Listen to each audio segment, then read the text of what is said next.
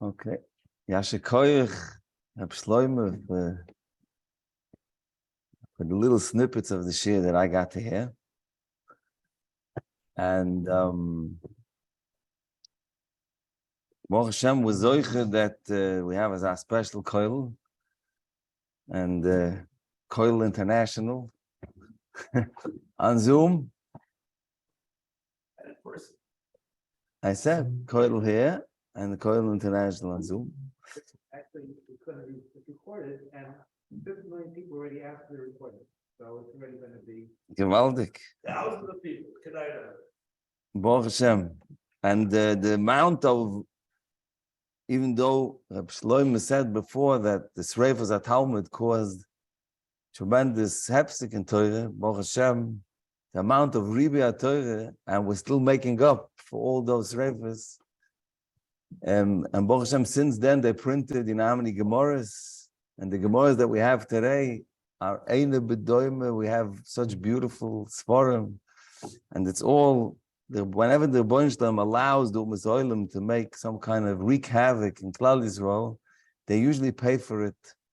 Careful, keflaim. And the Rebbeinu Shalom, Baruch Hashem, gave us a Ribi of Torah, and this whole idea of YYK Kala and this learning is tremendous.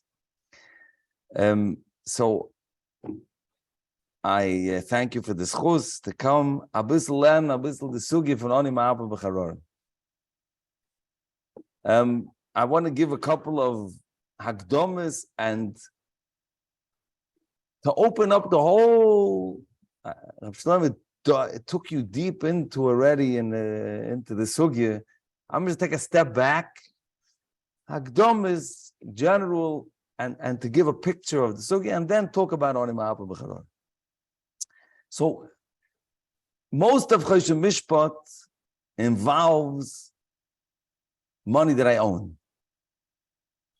And that is that everybody knows if I own money and somebody steals it, somebody's mazik it, somebody does something to it, that's all monetary claims that happen, and that most of what we know as Choshen Mishpat is of that nature.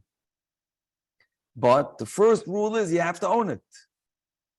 If you don't own it, then I have no claims. I can't make a claim about money that I would like to own, that I would potentially own, that I would think of owning, that I would,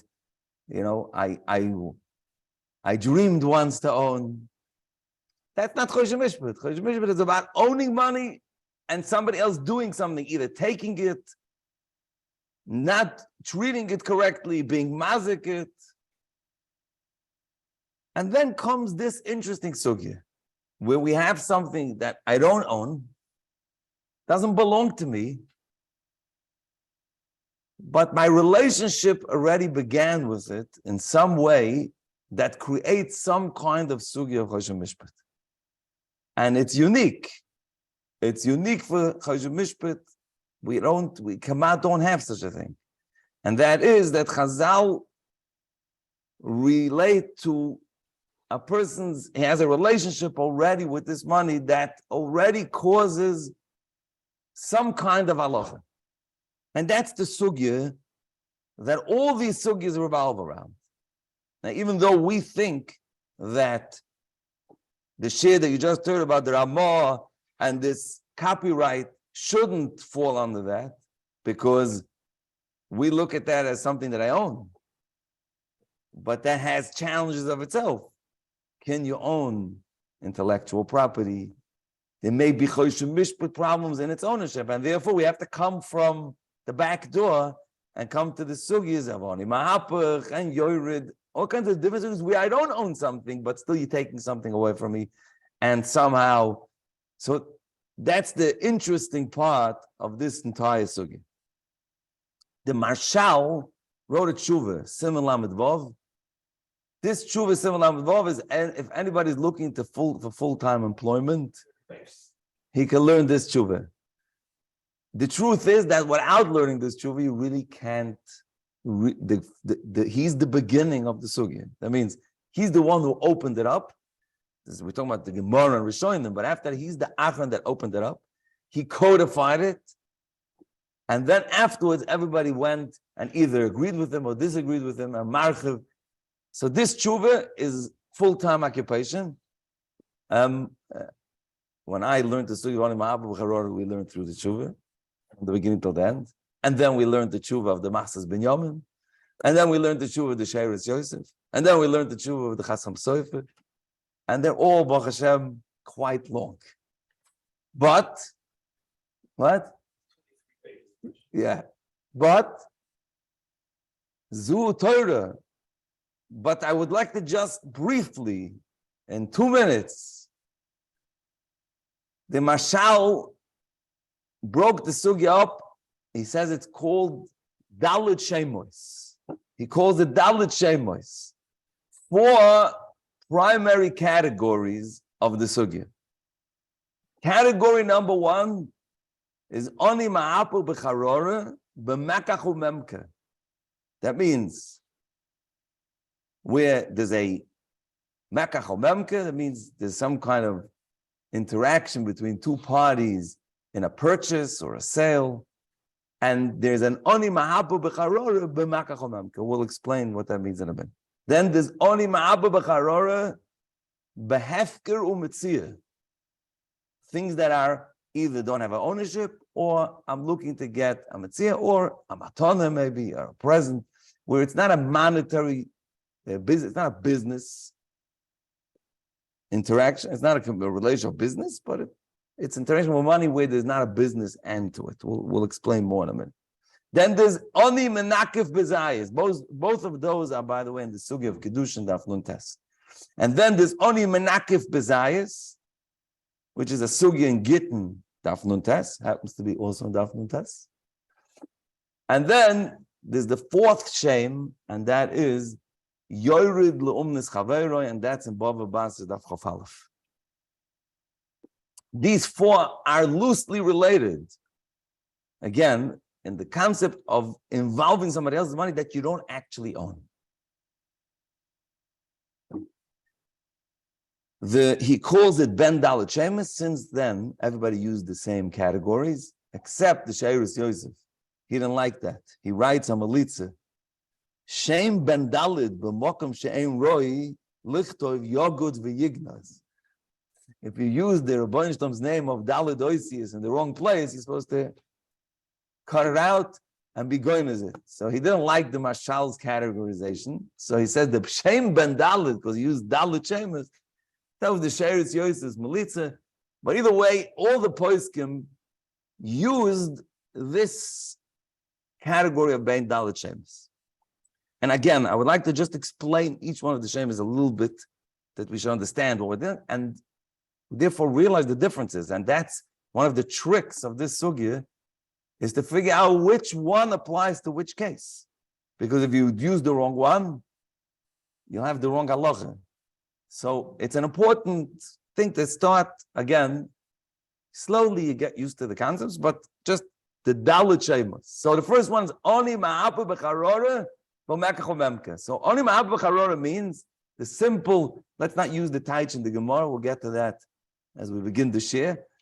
But the idea is that every day people go out and they like to purchase things. So let's say someone is looking to purchase something.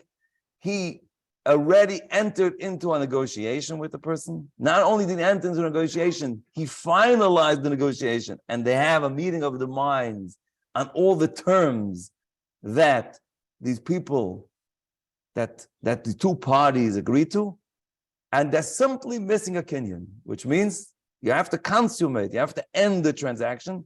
It's either it's either with a document, or with a kinyan hagbah or mashicha, whatever it applies to whichever monetary transaction has different rules in Hilchas Kinyanim. But when you reach where you have such a situation where people already entered in negotiations and they finished and they're okay and they're just simply missing finalizing it, and now person B enters the picture and he decides that this is a good opportunity and he would like to lay his hands on it. And he reaches out either to the seller to say, why are you selling it to him? Sell it to me, I'll pay you more. Or he reaches out to the buyer and says, why are you buying this from him? I have something better to sell you. I'll sell you. Either one is only mahapach b'charora b'mekach umemke. So this is the sugi of Avram. Now has halachas and all kinds of particulars and all kinds of pratim, and that's the sugi of Avram. You'll learn it, but that's the concept. Then there's only mahapach.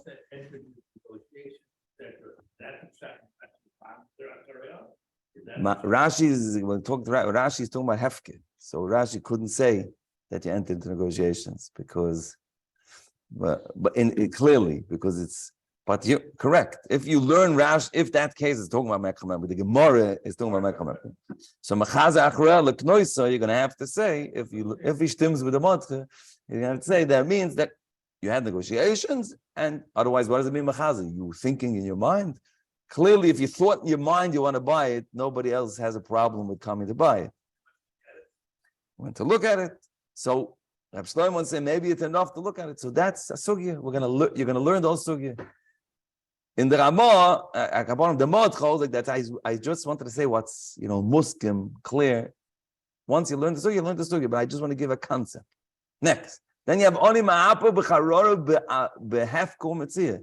Now here, that includes hefke metzia means simple. There's things lying around that are hefke or metzia, or if you would go into shul and there's a Danish, for yard site.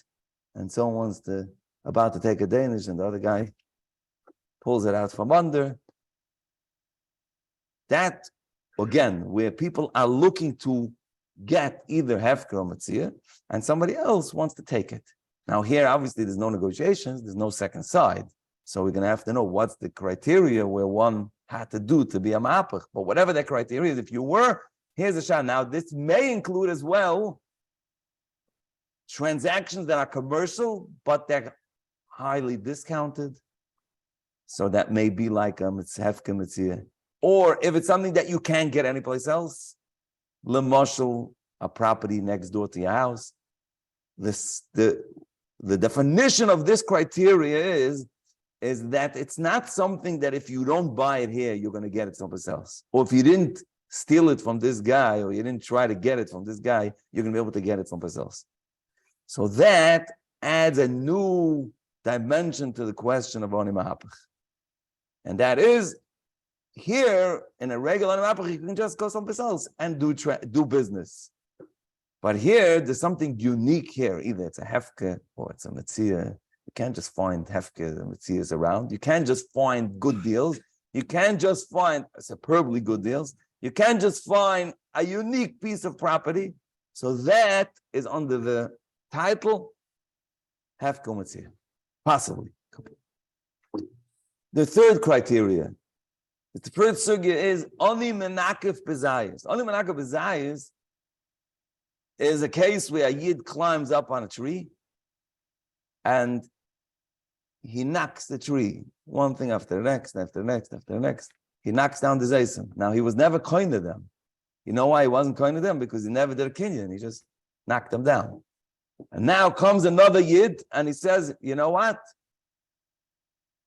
This guy's knocking them down. Givaldik comes and picks them up and he walks off. So the guy screams at him, hello, it's my... He says, which kinyan? He's a Lakewood guy. He's not. Which kinyan? So the guy says, Shuldiks, you're not a normal person. So Chazal say, that's a problem. It's called Gezel Midrabanan. Now, again, you weren't koine it, but you did something that gave it a class called Gezel Midrabanan. That is a new level. It's different than Oni Ma'apach, and we have to know why. What exactly turns something from Oni Ma'apach to Oni Menakav B'zayis? This is a subject of Gdoile Achroinim argue about, and its Gdorim needs a shir called Oni Menakav B'zayis. The fourth type is Yored Lumnas Chaver. Yored Lumnas Chaver means that the person has a business and he operates in a certain territory, and somebody comes in and he opens a competing business, and he's looking to take away his customers, looking away to take his business. And that's called Yored L'Umnis Chaveroi. And there is a sugya in Bava Basra, Daf Chof Aleph, what the halachas are about that. Now again, is that only Mahapa B'Charora? Why isn't that only Mahapa B'Charora? Why is that different than only Mahapa B'Charora? And again, this is going to be something that's going to need, but each one is unique. Each one has its own halachas, and each one has its own particulars. And Baruch Hashem, if you want to learn the sugya, really, a month is taken not enough.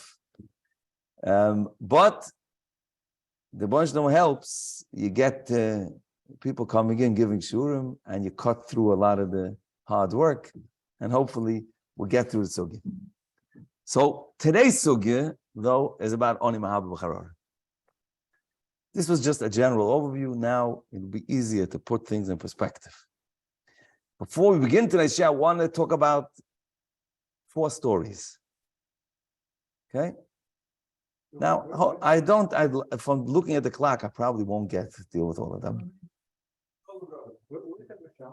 The Mashal is in Siman Lamed Vav, in ShailasEtshuv is Mashal. Okay.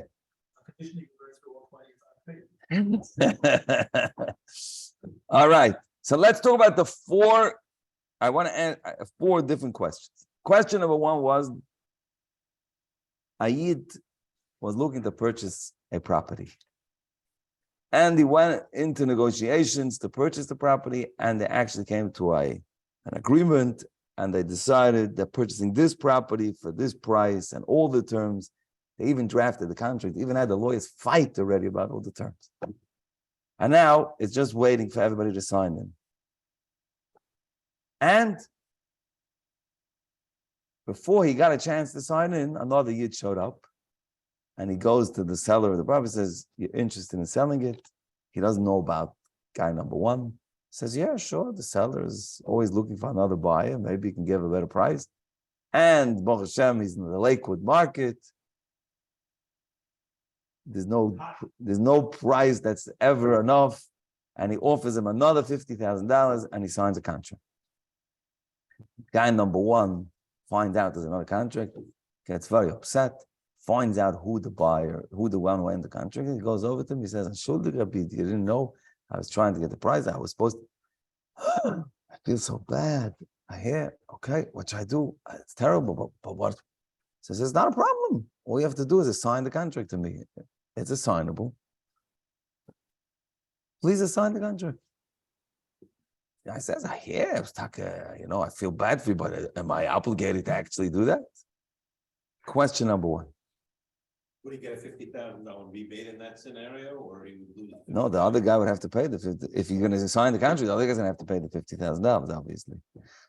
But that's it. He's stuck on a contract. He can't just back out. So he's going to sign the contract to this guy, and he's going to pay the extra $50,000. But he's willing. The guy says, "Listen, I need the property. I wanted it. I did all the efforts. I was there. I was almost there, and you pulled the rug out from under me."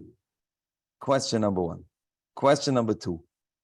A Yid walked into, he works for a moisid, he collects money. He walked into a wealthy donor's house, and he makes his sales pitch to collect money. The guy is very impressed, and he takes out his checkbook, and he writes $1,000. He's about to sign his name, and the bell rings. The bell rings, in walks in number 2 from the car. There's another Yid who's coming to collect money. So the guy says, "Oh, this is already a whole conglomerate." He rips up the check, and he wants to write now $500. So this first guy tells the other guy, "Listen, disappear from here. You're causing me damage. I have $1,000 check. Get out of here." Does he have to leave? Could he say, America's a free country. I also would like to. Question number 3. I'll leave it with 3 questions, because question number 3. A Yid has an apartment in his basement, a guest room. Someone calls him up, he's making Sheva Brachas, Shabbos, Sheva Brachas, Pashas B'Shalach. Great. Can I use your palm? He says, sure, by all means. Gewaltig. Fine. 2 days later, his children call him. They say, we would like to come for Shabbos. He didn't think his children want to come. They just came 2 weeks ago. He thought they're not coming. He said, they want to come for Shabbos. Oh, yeah, I just said Shabbos. You know what? I'll call him up and say I can't do it. Calls up the guy who has making Shabbos says, I'm sorry, my children are coming. So the person says, why? What? Children come, which one? He calls up that son, says, only MP4 בחררה. Well, what are you doing? Taking this palm away from me. Your parents committed to give it to me, and now you take it away from me. Sounds far-fetched, right? Okay, so this is questions that I would like to. First, I want you to hear the kind of dilemmas that you can have if you learn this sugya. And these are questions that happen every day. So let's begin with the sugya. And I would like to begin with the Gemara, Taf Nun Tes Amud Aleph. I guess, be so kind as put the Gemara, give us the Gemara Kedushin of Taf Nun Tes Amud Aleph. Where the Gemara says a story. Rav Gidl have a ma'apich by Yara. Rav Gidl was being ma'apich in a certain piece of property. That means he was looking to purchase it. Okay. It's all colorful for us. Yeah, Rav Gidl, it's underlined. Rav Gidl is underlined. If you see it, it's Rav Gidl have a ma'apach by Yara. It's the second underlining on the. He was actively looking to purchase a piece of property. Ozl Rababah. So Rababah, different Meir, went Zovna and he purchased it. Ozl Rav Gidl went and Koblele Rav Zera. He went to complain to Rav Zera, hey, Rababah is doing such kind of things. He says, this is not nice. He went to Rav Zera and he said, what's going on? So Rav Zera said, Ozl Rav Zera v'koblele Rav Yitzchak Nafche. Rav Zera went and he complained to Rav Yitzchak Nafche. Now, obviously it seems there's no Lashon Hora here. No Issa Lashon Hora. They're entitled to do so. They're entitled to complain. You have to know why. Maybe it was his Rebbe. What? Maybe it's a Din Torah, or he has to give a musa. It's L'Te'alis. This is not a Hamhoga that the Rabbi is supposed to act, and that his Rebbeim should give a musa, that this is not the way to act. So he went and he told Rabbi Yitzchak Nafche. So Rabbi Yitzchak Nafche said, Omalei hamten ad sheyala etzleinu l'regel. Every Yom Tiv, the Talmidim used to come up to the Rebbe to hear Torah, the Chaim Adam l'kabu pnei Rabbi b'regel, and he came up for the regel. I'm going to tell him, I'm going to see what to do about it. Kisolik, when Rabbi came up for the regel, Ashkeche, Rabbi Yitzchak Nafche met him. Omalei. So Rabbi Yitzchak Nafche set him up. He asked him a shayla. He said, Rabbi, what's halti? What's the halacha? Only ma'apel b'charora u'ba'acha v'not la'emenu mai. If an oni is ma'apel, is working to get a charora, is a cookie, some kind of cookie. If he's being ma'apel to get a cookie, and another yid shows up and takes it away from him, what's the halacha? Mai, omalei nikra roshan.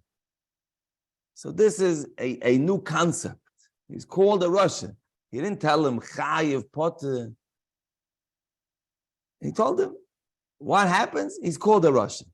Now, this word Russian is not something to be taken lightly. The Agoyis Maimon says that means he's posel la'edus midrabanan.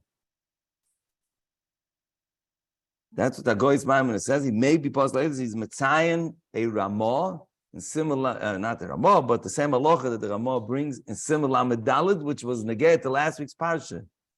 Mr. Oilam remembers last week's parsha.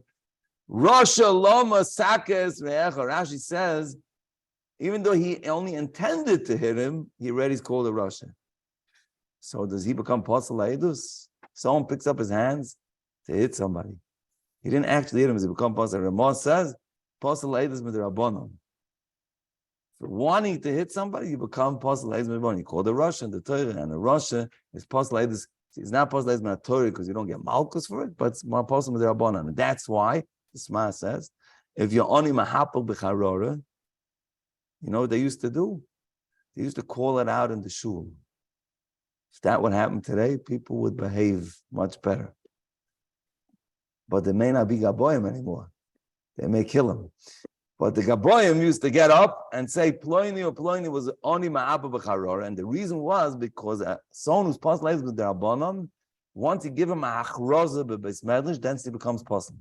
You only become possible Eidus from the moment they machros it B'Beis HaKnesses.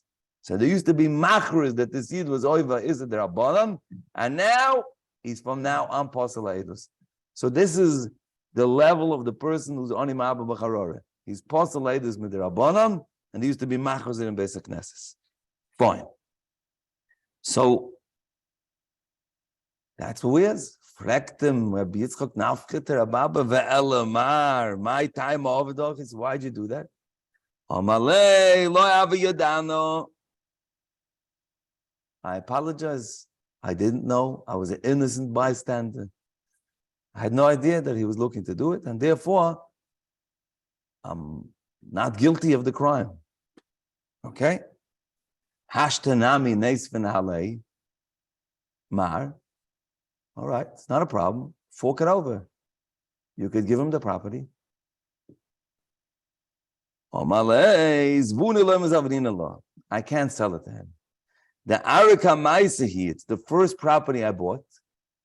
It's not a good simon to sell your first property.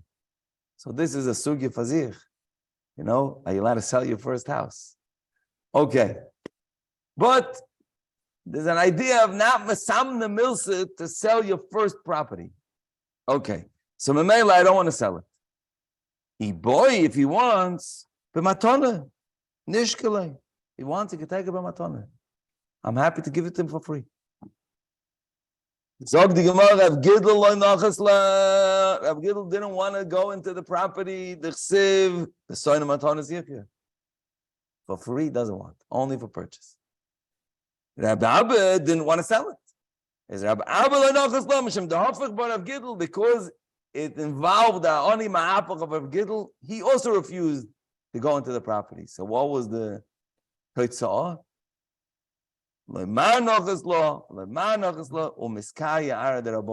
became hefke for everybody. Everyone had enjoyed. There was now a property that everyone was able to park themselves in, because everyone refused to go into it. Rav Gidl didn't want, because they didn't want Sonim Matana Sichya, and he didn't want to sell it to him because Loim Sam the Milsa, but he wouldn't be none from it because it involved a Onim Mahapach of Gidl.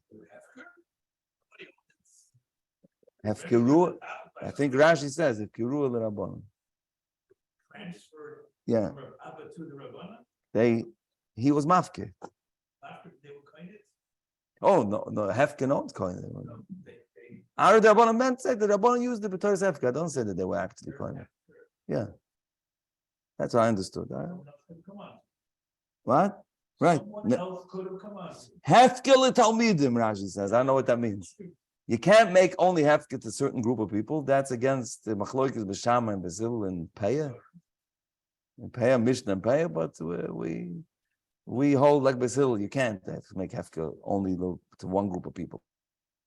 That they allow the Chacham to use it. I don't know if it was actually hefke. Maybe Taka was still Barabba, but he allowed everyone to use it because he refused to be now. Did anybody else step up and take it? Again, if it was mamash hefke, then yeah. But if At some point, it would be not be worse than the. okay, it could be he didn't allow easements. He put up a sign that he's not allowing it. we don't have elaboration exactly, but the point was he allowed the Talmidim to use it because he refused to use it himself. Took away the Rosh Hashanah. We're going to deal with that. So we're going to deal. That's the thing I want to deal with. I want to understand the shakel v'tai that's going on in this Gemara, because there's really something going on. The Gemara we sometimes look as a storybook. It's not. Every mishpat in the Gemara is not a story. Every the Gemara is there's something going on behind what they're saying. So, and that's really what I would like to. So first, I would like to, and this gives us a background to understand what המהפך is. The Gemara, when he asked him, what happens? I mean, that's not a typical answer. We don't have, I don't think there's a parallel. I don't know Shas. Maybe Reb Shlomo does. He'll be able to tell us if there's another Gemara that says a mishpat question, and he says Nikra Russia. I don't think it exists. That means this is a new thing. I asked you a mishpat question. What the? And he answers him. It's like Isavaheta kind of things. He's a Russia, he's a Shegitz, that's how people are. Shegitz. Okay, it's a nice kind of, but what does that mean? That means to say is, yeah. So what does that mean? What it seems to mean is that this is not a momentous question. This is an Isavaheta question. That means we're not dealing with stealing. We're not dealing with what the basis of Choshen Mishpat is that we're dealing with someone's money. It's not his money.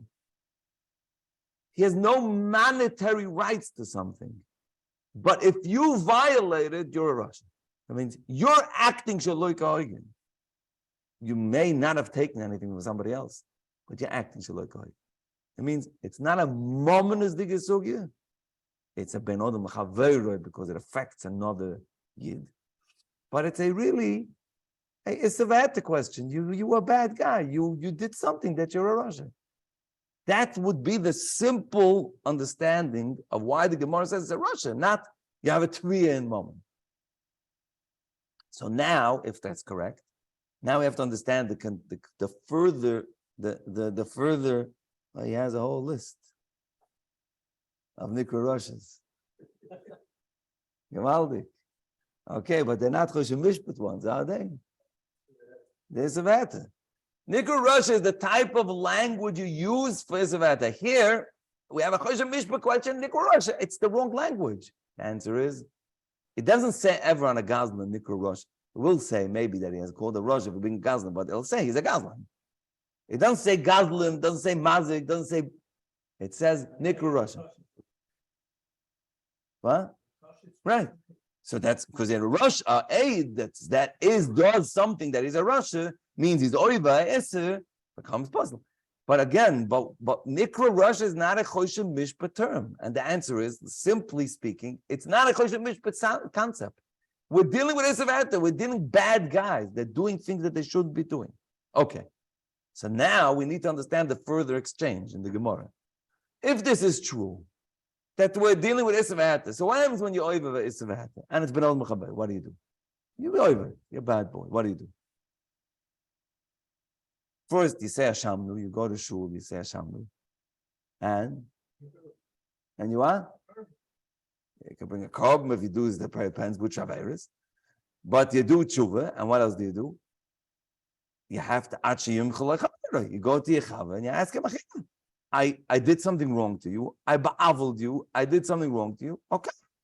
I'll ask him a chilul. Where does it come that Rabbi Yitzchak says, okay, give him the property? Why in the world should I give him the property? It's not his. It's mine. I did a bad thing. Great. I'm not a nice guy. So I have to ask him a chilul. I'll ask him a chilul. What should I do? So it sounds like that Rabbi Yitzchak Nafka, now if you're going to say that Yitzchak Nafka, it was a story, he told him to give it, maybe, it's an option. But if you say that, that's good. Everything will be great. You can just say, it was just a nice thing. You told him, you know what, give him the property. And he said, okay, no, I'm not such a nice guy. I don't want to give the property. I do want to give, that's the mishpah. Or, simply, how they were teach us in yeshiva is that the Gemara means he was demanding of him to give him the property. And say, hey, you have to give him the property. So why? So it sounds like that if you want to do tshuva on this avera, no, you can't do tshuva on this avera by just asking mechila.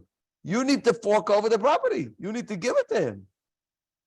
And the question is, why? What did I accomplish? If I steal something, I have to give it back to him. You know why? Because there's a pasuk. The pasuk is that even if you stole something, there's a way to fix this gzela. You could fix the gzela by giving over the property to him. Why do I have to give it back to him over here? Azivas hachet is that you feel bad that you did on hamahapech. The property is not a chet. The property is a property. It's a legitimate purchase. The avla was that you ba'avl that person who was looking to buy. Okay, so I have to be azivas hachet is to be do tshuva and ask him mechila. So you're saying that I'm a chiyuv to be mefaisim by giving him this money. That's a chiddush because we don't find in hilchos. And I'm chiyuv to give him the property, and until then he has a right not to be before. Let's say I say, I'm asking him mechila, and he says no, and I come back twice and 3 times. The Mishnah Berurah and Tofresh Vov says that's enough for hilchos Yom Kippur. So is that enough? Do I have to actually give him back the property? And otherwise he could say I'm not moichel. I'm finished. I have to give it back. So then basically you're telling me I have to give it back in order to be mefaiz. It's a new chiddush in hilchos ben mechavero. What? The Gemara said that he's so you're saying he wasn't mechuyev. It was a nice thing. So you explain. So you go in my first mahalach that it was nice. I'm saying if it's not nice and you have to do it, what's pshat? That's the simple. He's telling me you have to do it, and he had to give a teretz why he's not doing it.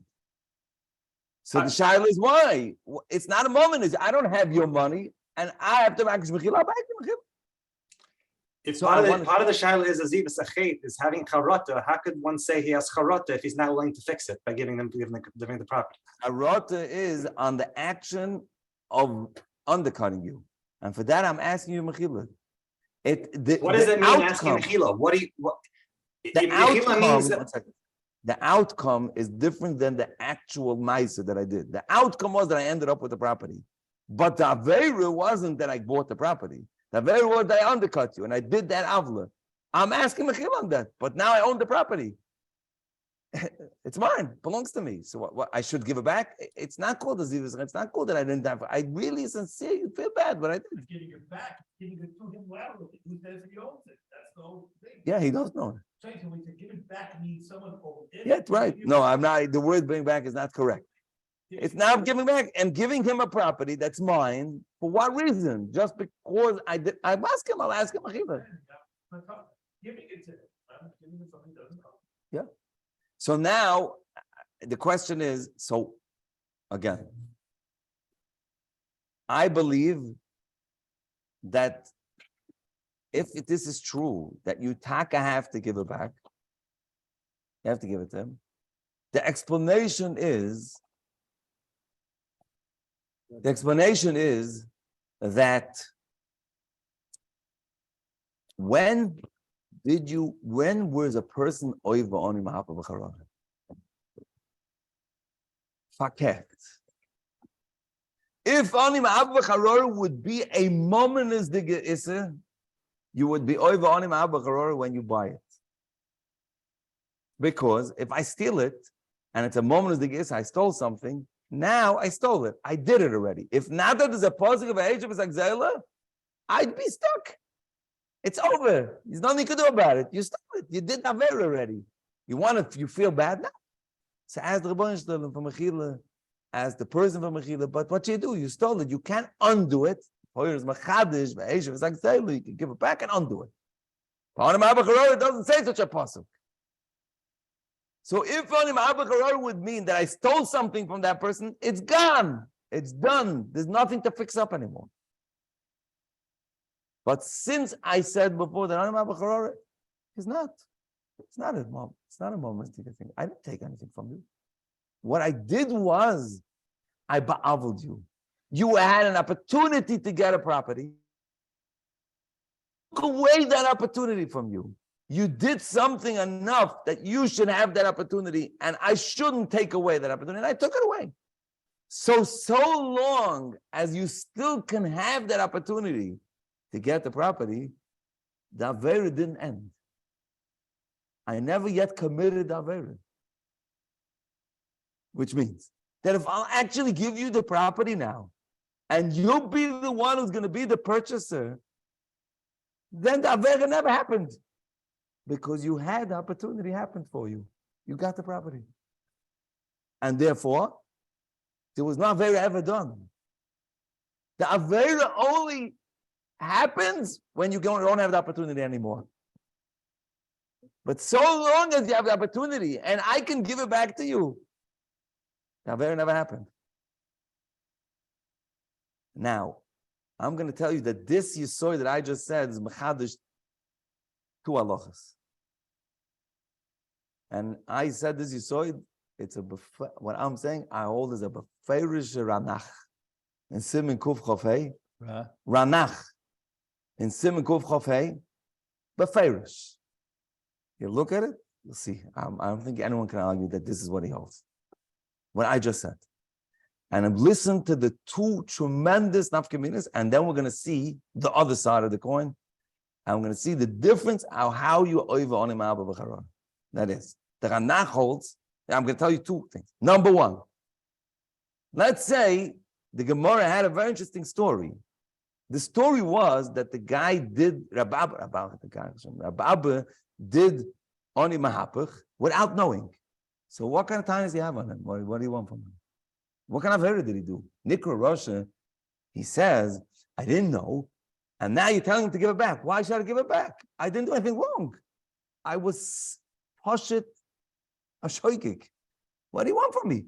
I didn't do anything wrong. You know what the answer is? He didn't know. How is he supposed to know? He's supposed to try to find out if somebody else. I'm supposed to, every time I purchase a property, I'm supposed to find out if somebody else is being mahapach. The question is there a chiyuv to, before you buy something, to see if the whole world is just trying to buy? The answer is no. No. Why should you? I don't have to think that somebody else is buying it. So what did I do wrong? You know what the answer is? You did nothing wrong. But if you know now, and you aren't over yet on him abba because you could still give it to him, so now you'll be a dabal aver if you don't give it back. Not then. Then you are tzaddik. But you didn't finish yet aver on him abba because you still have the opportunity to get it back if you give it to him. Oy bazoy. If you don't give it back now you'll be on him. Even though it's $50,000 more, he's willing to pay it. but you made him lose 50,000. Okay. How you isn't it still on him? I didn't do anything wrong. But you still caused him the damage. It's not. That's not. There's nothing wrong with that. That's what I'm trying to say. You didn't do anything wrong. You are shaygig. What should I do? I didn't do anything wrong. I gave him the opportunity. I didn't know that he was there. But if I don't give him now the opportunity, then I'll be over. So that means it doesn't help the fact that it was till now shaygig. Now it's not a shaygig. Go ahead and give it to him. Opportunity to get the property or opportunity to get it at that price? My story was that at this per day. The Gemara story was at the original price. So, but in my story, I believe it will also be true. But let's not talk about my story. Let's talk about the Gemara for now. The Gemara is talking about the original price. He's now giving him the opportunity to buy it. So he says the Rabbi Yitzchak Nafka told Rabbi, go ahead, give him the opportunity now to buy it, because if you don't, you'll be now Russian. And if you don't do it, and let's say he did do it, he did it by kavanah, and he already bought it. Bezdin should tell him that if you want to not be a Russia, and the halacha is you're not allowed to be a Russia, you have to give it to him. Both of these halachas say in the Ranach. The Ranach says, you're mechuyev lotzei sidei shemayim, you're mechuyev to give it back to him. And he says it doesn't help the fact that he was a shoygig. And I believe that the reason is not because he's trying to say that there's some reason on him apach is a problem, even if it's b'shoygig. The shoygig is not a negeya. Now you're amazed.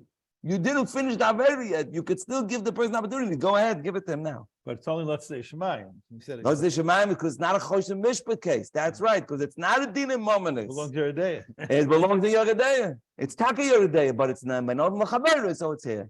But it's really a Ben Odom. It's really a Ben Odom L'Mokum D'Gaveru. It's a Lot Tzidei Shemayim, and you have to give it back if you want to correct it. That's one way to look at the sugi. The opposite way to look at the sugi is the Chemd Shloimeh. It's brought in the Pesach Tshuva. Chemd Shloimeh says that if somebody is oiva on him בחררה and he purchases it b'shoigig, he's good to go. I frek the Chemd Shloimeh the Gemara. Russia. Nikar Russia, he says the Gemara Nikar Russia is talking about when it was b'mezid. This story, he was telling him, be a fine yid, lamaisi b'shoigig you were over, be a nice guy and give it back. So more than that, if you give it back, you don't fix it. Your favorite stays. You have to do tshuva. It doesn't have to give it back. He says you accomplish nothing if you give it back.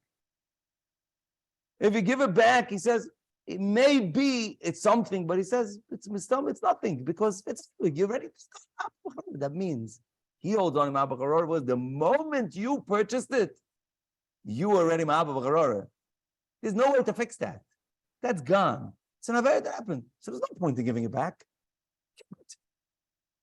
And be bet mechila and do tshuva. And if you do it b'shoigig, so if you hit this point that you bought it and it was b'shoigig, you're good to go. You didn't do anything wrong. You're a voila yid. You were b'shoigig. You did averu b'shoigig. You know, you could always ask the Rebbeinu Shalom mechila for doing averu b'shoigig, but you did it b'shoigig. You didn't do anything wrong, and you're good. And if you do it b'mezid, there's no Indian to give it back. You just have to ask him mechila. And if you want to give it back, he says, I don't think it accomplishes anything. You're not going to get out of the averu. So what does he really hold? Chemd Shloimeh holds is that the averu is, as soon as Yen has no more opportunity to be able to buy it from the original seller, it's over. It's over. The averu was done. It's not about stealing money. It's about getting the thing over. He has no more opportunity now, right now to buy it. It's over. And the averu is committed. There's no gzela to give back. And there's nothing to give back. There's nothing to give back. The averu was done and it was done. And that's when it ended. So we have now a machloikis ranach and the Chemd Shloimeh. A lot of people say over the machloikis between the Chemd Shloimeh and the ranach whether b'shoigig is a problem of any mahapach or not. I believe it's a misnomer. It's not true. There's no machloikis whether b'shoigig you're oiv on mahapach or not. You're not oiv on mahapach. It's no different than any other issue that you're not oiv b'shoigig. The difference is, when is it considered that you are over? According to the Ranach, you're only over once you have no more opportunity to give it to him. That means, according to the Ranach, I hold that if he already sold the property, and then he finds out that he was on mahapach, the second guy who did it found out that someone else was mahapach, and by that time he sold the property. There's nothing for him to do. He doesn't have to. He's no different. He's a b'shoigi. He doesn't have to do tshuva. Only benod mamokim and fatih. He didn't do. The Ranach holds that if you still have the opportunity to give it to him, you didn't finish the averu yet. So make sure to give it to him now. And Shloimeh says, no, you are over the averu by now. There's no point in giving it back. So it's true, you're b'shoigig and you're off the hook. Happens to me that Moshe Feinstein, in Igros Moshe, says exactly like the Ranach, without quoting the Ranach, but he says both of these halachas as well. And he doesn't. It's an interesting thing. He also holds that b'shoigig there's a problem of ani mahapach, and he says not like the Chemd Shloimeh. He says he can't understand the Chemd Shloimeh. He says there's b'shoigig, there's only mahapach, and second of all, he says that you have to give it back the property. Can we put that up for a second? It's on page 5, Pesach. Go ahead. We have. Oh, good gift for that. Oh, that's what I was waiting for this question. Repeat the question for the. The question is, so what did he accomplish? What did the Gemara say at the end? He says, you know what? I'm not selling it to you. According to Ranach. According to Ranach, you have to. You have to fix the averu. The answer is no. I don't have to give it to you. I have to give you the opportunity to get it. Because that's all you had till now. I still give you the opportunity to get it. But Matana, you decided not to get it because you don't like Sanim Tanam Zichya? It's your prerogative. But that's my tikkun. Means I'm not, because I'm not over on him. Once I put you in the situation where you have the opportunity to get it. I don't have to do more because there's no Allah of a Heishav Zakzela. If it would be the Heishav Zakzela, you take a right, you would have to give it to him. And if he would say it's bad mazel, tough luck, it's your bad mazel, give it to him. Azoy frag der Rabbeinu Tam. The answer is, you don't have a chiyuv to give it to him. It's not his. I just have to not be on him anymore. How am I not being on him anymore? I'll let you take it. You don't decided you don't want to take it. That's your problem. He had a right to keep it. It's true. The Gemara says that he didn't do it only because he didn't want it because the Gidl was ma'apach. Not because he was over. He already did what he can do. He felt bad. He was a ma'apach. He was a noki digiyid. So he didn't want to be noches. But be'etzem, he was already out of the problem of onim ma'apach. Now I want to go back to my story. No, he knew what to do. He did what he could do, and he did what he can do. But it's true. No, so he did that. Now Edelkeit from Reb Gibel, he refused to go back into the property. He didn't. Moshe said the Chaim Shloim is in Tamua. He said in the middle paragraph there. You can see right. He doesn't like the Chaim Shloim. He says it's Tamua. In the middle paragraph. Yeah. Al Kapanim. It starts with Al Kapanim. Masham Rabbi Yitzchak Nafka. In the middle paragraph. Yeah. But I am whatever.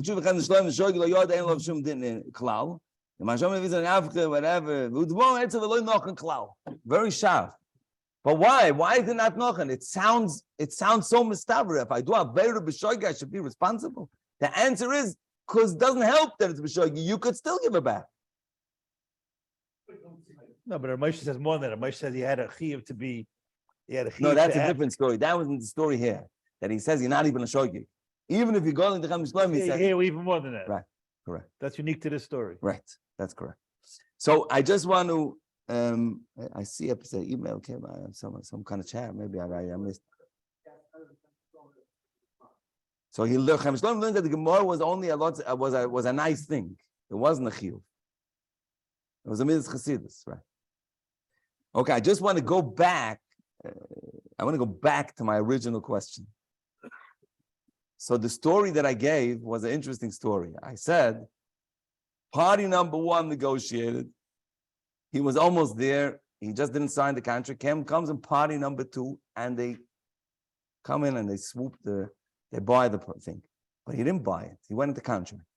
So now the question is, he tells him, you're on a mapach. He says, well, I didn't know. So he says, okay, so sign the contract. So l'choire, one can say that this is the machloikes between the Ranach and the Chaim Shloim. According to the Ranach, you can still give it to him. So go ahead and give it to him. According to the Chaim Shloim, it already happened. You already over on him. Don't give it to him. So I want to say now that maybe according to the Chaim Shloim, you also have to give it. What? Even according to the Chaim Shloim, that Peshoigig is not a problem. He still has to give it to him because here the Aver didn't end yet. You know why it didn't end yet? Because the seller could still sell it to him. He'll be in violation of his contract of sale, but if he sells it, it'll be sold. That's the halacha. That's the law, and that's the halacha. It's only an obligation to sell. It still belongs to him, so that means that it's never yet. It's not over, so it's possible. Again, there's a possible. And if I back out, if the buyer would back out, he would lose his deposit, but he wouldn't own the property. It's possible that this is still called before the transaction. Could be even the Chaim Shloim will agree that there was that the end on him didn't happen yet. And if it didn't happen yet, it makes no difference that you are shoygig till now. You're no longer a shoygig. And at this point, assign the contract to me. So Rabbi Binyamin keeps asking that here, the $50,000 already happened. So it's already something that you can't fix up. I could hear maybe that's something that's already in the past and that you can't fix up. But if Yan is willing to take it $50,000, so one can still make the argument that it's not completed yet, the avla. The avla didn't complete. There's still ways to rectify this avla, which means because it didn't complete totally, because you can still purchase it at $50,000 much. Before, if he takes it, he can't purchase it at all, and therefore it would still be mechayev him to give it over to that other person. I think that with this, right? I think We'll do a few more minutes. out of time, but really, this is only 2 out of the 5 pages I was planning to discuss today. I knew I wasn't going to get to all of them, but I just want to touch on the one more concept just to open it up, and then I'll end in 4 minutes because I get my hour. Shlomo took 10 minutes from me, so he was only mahapach in my 10 minutes. But just to open up again, to understand, this is all background to understand what oni mahapach is. I said to the oilam that oni mahapach b'charora is not a din mominus. It's like a isav v'heta kind of idea. So we know Rashi, if you learn the Gemara and Daf Nutes, Rashi says, oni mahapach b'charora, Rashi says, mechaza achreho liskois min hahefke oishi yitnanu loy balabayis. That's how Rashi explains the case of oni mahapach b'charora, that we're talking about a cookie that was in the shul after Yortzeit. They gave a guy at Yortzeit and he gave a cookie in shul, and the oni sticks out his hand and he's about to take the cookie, and another yid comes in, says, you had already one. I didn't get one yet, and he pulls it out. Okay? Or Rashi says he's knocking nebuch on the doors of the balabayas to see if someone wants to give him a matana acharor. That's how Rashi explains the Gemara. It's talking about hefke or a matana. But there's a Rashi that goes a lot of times unnoticed, and that's the Rashi Nikra Rasha. Rashi says, why are you a Rasha?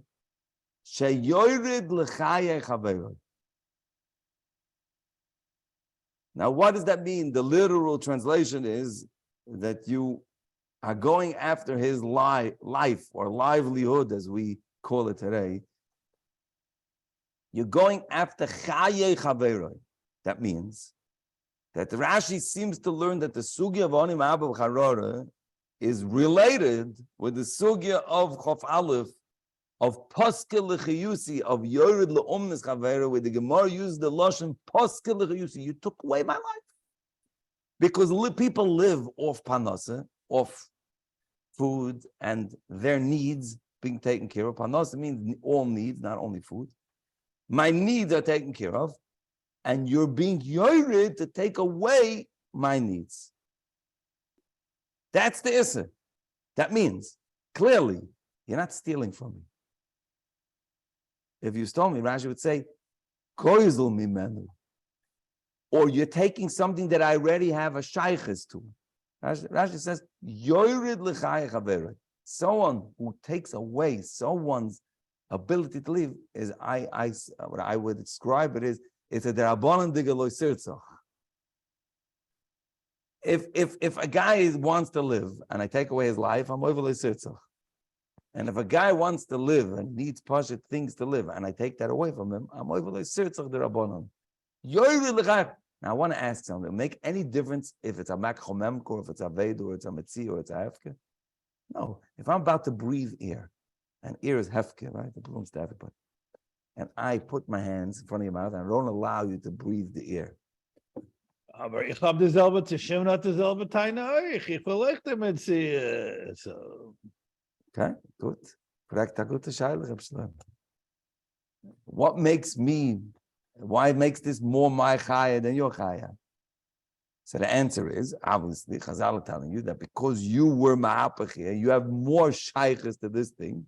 And we look at it, that it's already enough thing that we can look at this as you coming in to take away his chaya. But that's it. It's not because you have it. It means, I'm yored l'chayacha, because you already have shaykhs with this thing. I would give a mashal. Now again, the mashal may not be true. In halacha, 2 yidnan are a midbar, and there's a kiton shel mayim. One and both need to drink it, and if they don't drink it, one of them is going to die, and there's only one. So the Gemara we all know is if one owns it, he doesn't have to share it with his friend. Because chayacha koydem. But if it's hefker, one person that found the Kiddush Mayim, he puts his hand here to dash it, and the other yid comes and he pulls it away. One can hear that the second guy is a murderer. One could hear, no, it doesn't belong to you yet. I have to worry about myself. I'm going to take it first. Chazal here that if a person already made efforts to get it, you, the second guy, is called yorid l'chai chaver. Means I'm taking something away from you. What am I taking away? Chai chaver. What's the issa? It's issa v'ata. You're taking away chai chaver. Not because I own something, not because you're taking away chai chaver. Now, just want to point out that the Sma seems not to learn like me. If you'll open up the Sman, Simon, Reish Lamed Zayin, Sif Cotton Bays, if you look in the Sma, when he explains Rashi's Shita, says, V'hacholkim sviralahu, the af v'matona v'hefke nikarosha, the chiven de zek v'abo likochenu v'lekabloi, harei ze hasheni kenoitel b'ma shekva zocha b'yarisha. You see this Lashon? What? You get the Lashon on the screen. And link for the page. 3.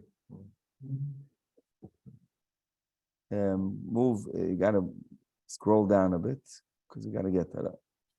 Oh, yeah. A little higher up on the page. Yeah, that's it. Bays. Zion. So if you see in Bays, it says V'hacholkim sviralahu. Second line. Second line. Sivkon Bays. V'hacholkim sviralahu the av b'matona v'hefke nikar Russia the chimen de zekva bo likochenu v'lekablo arei ze hasheni kenoitel mashe kva zocha bo yarisha. So this ma sounds like it's some kind of gezela de Rabbanan. That means, since I already was bought, that means their sma is bothered. How could there be on a matzia and a maton? It seems like that's what's bothering him. How could there be on him abba b'charor? Because you don't have the svor of toises. We'll talk about that.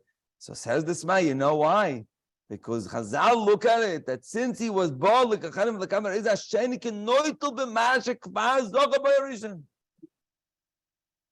that's a very sharp and then it becomes like a Choshen Mishpah question. It becomes already like, I'm taking something away from you. That's why it's here. But I have a very, very big problem with this ma. And I'm going to tell you my problem. If this is true, let's talk about Onimah B'Charora by a Mekach or Memke. Okay. Could someone say that the second guy took away something that was already by me if it really belongs to somebody else? What does it mean it was already by me? What do I mean it belongs to somebody else?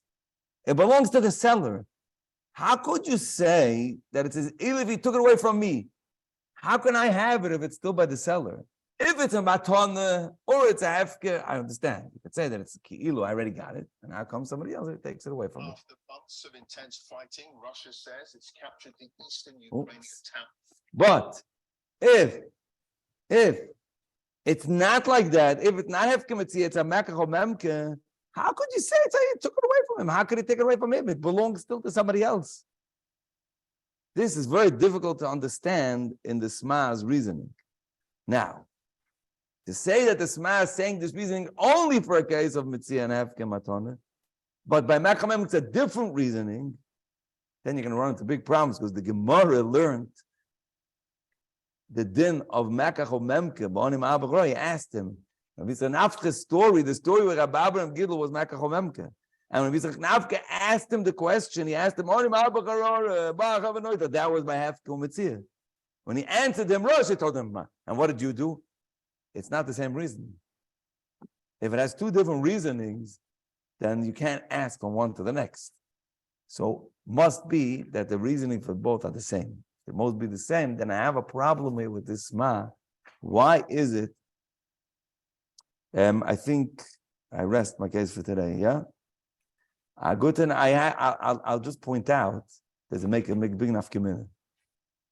I want to tell you back to my story with the Sheva Brachas and say it may make a big nafkamina. My story was that a Yidden came, like someone reserved by Sheva Brachas, the apartment. Comes the other person and says their child wants to take it.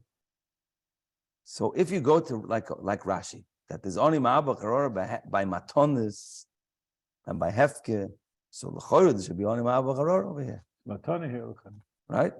Matana schiras. It's a matana. It's she'ela. It's called she'ela, and she'ela is a kind of schos that you get bechinam. Legal So right. it's a matana. So it should be according to Rashi that should be only ma'abach. But if you learn that only ma'abach is al yored l'chayov, I don't know if not having this guest by Yeshua Brachas is yored l'chayov. And therefore may not be only ma'abach b'charora. But if you go with the smad that it's kilu, we already got it, yeah, be only ma'abach b'charora. So there's nafkeminis, you see, if you want to pay attention to everybody's understandings, you may end up with lots and lots of nafkeminis between when it applies and doesn't apply. Thank you for listening. A guten Tag.